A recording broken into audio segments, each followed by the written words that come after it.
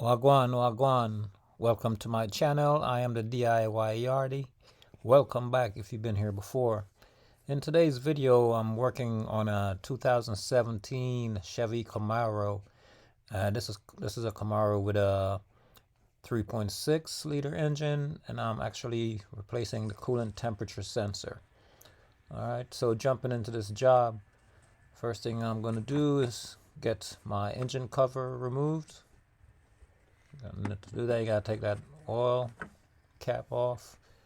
And I had already loosened up some of this stuff, but just kind of put them back in place to show, all what you need to remove to get to this sensor. So you got these little clips that hold down this little piece of insulation, and there are like 4 clips, one on each corner. Okay, you get those out, and you get that insulation off of there. That's on top of the air intake. And next thing you want to do is I'm going to get these hoses loose. So flat screwdriver, and you loosen these clamps. These are the intake clamps on the intake hose. So I'm going to get those loose, and next thing you know, you got these vacuums. So you just squeeze these white tabs, push up on it or push down, whichever way it is on your car, but once you push on it, it should release automatically. And then you just pull it off while you're pushing on it. Okay, so get that intake, move back, intake hose, move that back out the way. Then you're going to get these vacuum hoses off. The same thing with the vacuum hoses. You squeeze the little white tabs, the little white areas, you squeeze on them and remove them. Then you get this plug unplugged.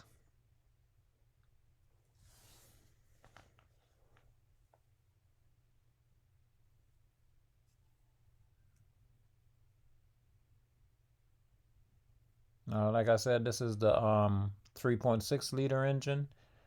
So the coolant temperature is kind of hidden up under the intake.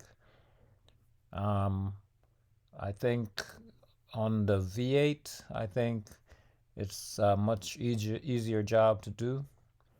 This unplugging here is the that's the map sensor. That's to the back or the rear of the intake. And then you have about 8 half-inch or 13 millimeter bolts that actually hold the intake in the engine. And there are 2 bolts to the back of the intake also. Those actually weren't there on this car. Someone had removed them and never put them back. So I'm not exactly sure what size bolts those are, but there should have been 2 more smaller bolts to the back of the intake. Okay, so once you got all of that loose, you just lift the intake and move it out of your way. And the coolant temperature sensor is actually down in the valley here between the 2 cylinder heads. And that's it down there, that little red tab. Okay, so what you're going to have to do to get that unhooked is I made my little hook here with a hanger.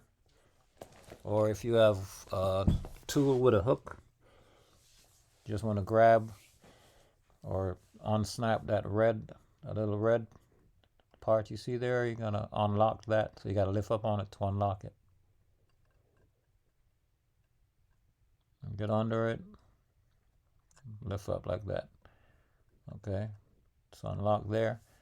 So I can't get my finger down in there, so I use bird beak or needle nose pliers to get to it. So what I did was clamp down on the release and pull up. Okay, so that's the sensor there, and it's a 15 millimeter. This is the only way, or the only tool I could get on it to break it loose. I had to put my 15 socket over it, and then with a long extension. I couldn't get a universal flex in there. You know, no matter what I tried, I couldn't get it. My wrench wouldn't break it loose. You just didn't have enough room to move it around. I even tried a Crowfoot 15, couldn't get that in there. All right, maybe Chevy has a special tool for this, I don't know, but this is the way I broke it loose. So once I got it broke loose, then I just used my 15 millimeter wrench. And you might want to also spread something over these intake holes while you're working. You know, spread like some shop towels or something, because you don't want anything falling down in these intake holes. You might have an open valve. Something falls down in an open valve and gets in the engine block. You're in a world of trouble there. So I definitely, you know, recommend covering up these ports. Okay. So what you see here, I'm using my 15 millimeter to, you know, slowly work this thing, you know, loose or unwind it, get it unwound. I actually tried to I could get my fingers on it, but, you know, because it has Loctite on the threads, it's kind of tight to turn with my fingers. So I had to use the wrench, you know, and just slowly worked it back slowly but surely, until I could get my fingers, or get it loose enough where I could turn it with my fingers. You know, like you see, it's a pretty tight spot to work in. So this job took me, I'd say, roughly about 2 hours to do. You know, it's not a hard job. It's just in a tight spot. You know, and like I said, this is the 3.6, and I think the 8 cylinder 3.6 is a 6, and the 8 cylinder I think is a much easier job. I think on the 8 cylinder it just sits on the front of the engine block, like close to the thermostat. You know, but for some reason they made this one this way. Why, I don't know, but hey. And also the symptoms that was having was the temperature gauge would work sometime it wouldn't. Okay, and you notice there that coolant came flowing up there. It only came out for like maybe 30 seconds, and then it stopped, if that much. You know, so you might lose about, you know, a couple cups. You know, maybe a quart maybe of coolant. You know, so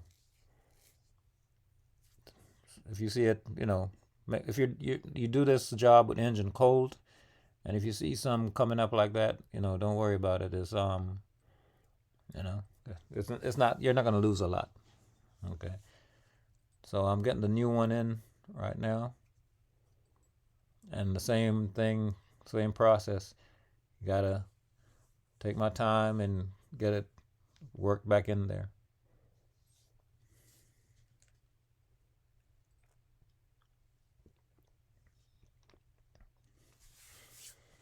You see that coolant sitting down there on the block. I'm actually gonna get that coolant dried up before I put this engine back together. I don't want to put it back together with all that coolant sitting down there, and you'll be getting, you know, if you don't dry that out of there, you'll be getting a high coolant smell until it eventually evaporates out of there. So I'm gonna go ahead and get that dried out. So like I said, same way I broke it loose is the same way I'm gonna tighten it or retighten it. So you got to be careful when you're doing this here, so that you don't break the connector where, you know, the plug goes onto. Okay, so you got to try to be careful as possible, tighten it best possible, but at the same time try to keep it straight while you're applying pressure to it. Okay. And it doesn't have to be like super torqued, just got to be tight. All right. So now got that tight. So I'm going to try to get some of this coolant out of here. And what I did was stuffed a piece of cloth down in there, give it some time to soak the coolant up. And I used my screwdriver to push down on it, make sure it got up in the little crevices. That way it'll take time and suck that coolant up. You know, you can stuck it in there and leave it. Stuck a piece of cloth in there and leave it for a few minutes, and it'll just pull soak the coolant up. All right, still a little bit left in there, but what's there, I'm comfortable that the engine will dry the rest of that out.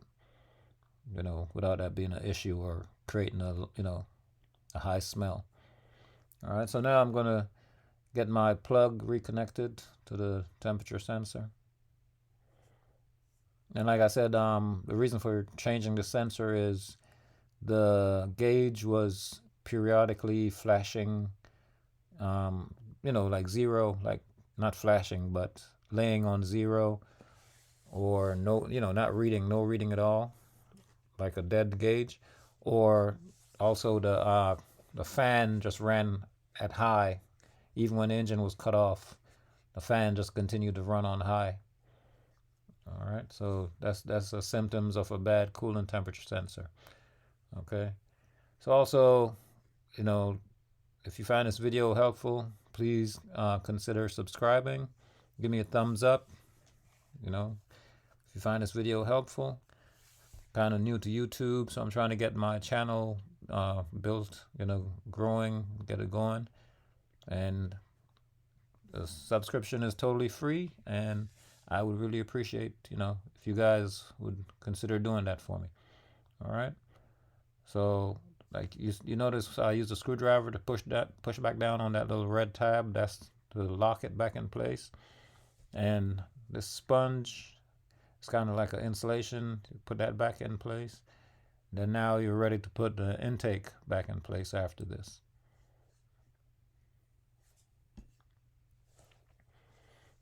So I'm going to get the intake put back. And you want to make sure that the gaskets on the intake, that they're all seated properly before you go to tighten it down. So you can just lift up on it, take a look at them, make sure everything is in place. Anything that looks out of place, you just make sure to, reseat them before you go ahead to tighten this down. All right. You don't want to tighten this down and then find out you have a big vacuum leak just because of a gasket, sliding out of place. All right. So, like I said, these bolts, they're 13 millimeter, 13 or ½ inch. Okay.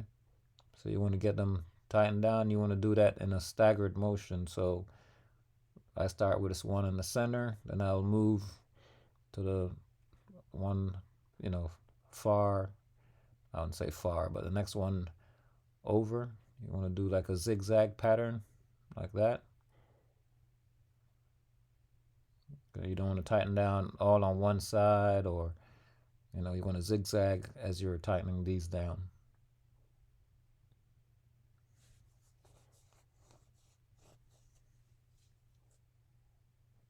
Okay, so I got that tightened down. So now I'm reconnecting all my connections.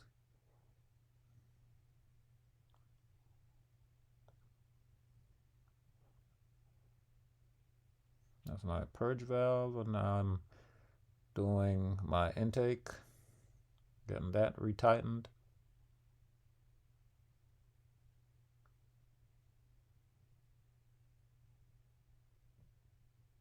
And putting it back together is pretty easy. Most of the stuff just snaps back on. Except for these hoses, you got to tighten these down, a flat screwdriver.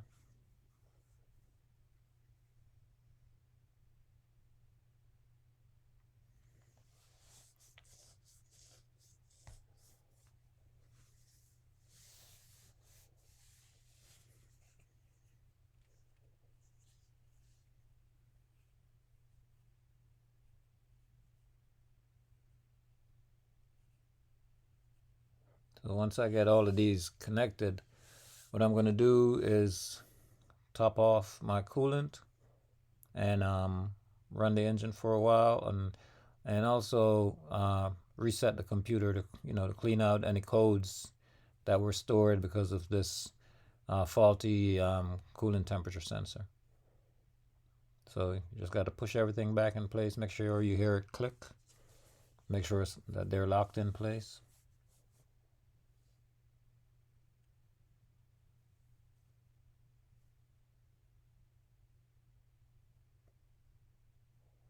And all my vacuum lines reconnected.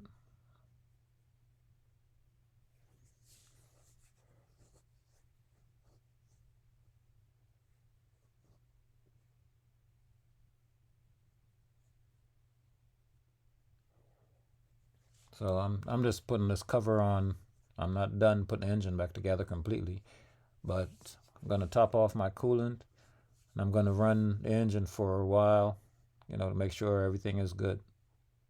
All right, I'm going to run the engine, and also I'm going to reset my codes once I top the coolant off.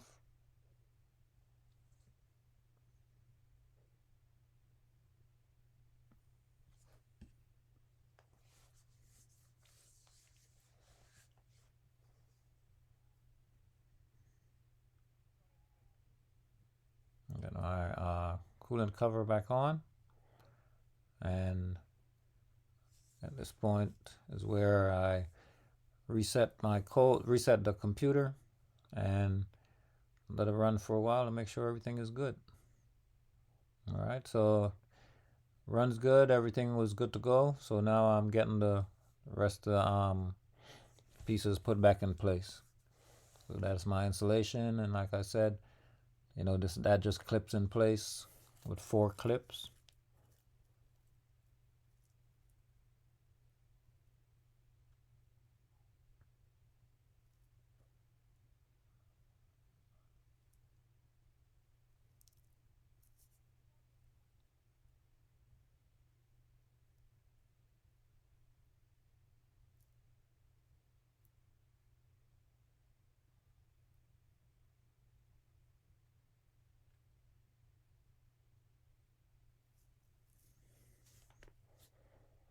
So that's pretty much it. Got my cover back on there, and that's it. All right, like I said, if you found this video helpful, please consider subscribing. I am the DIY Yardie, and bless up every time.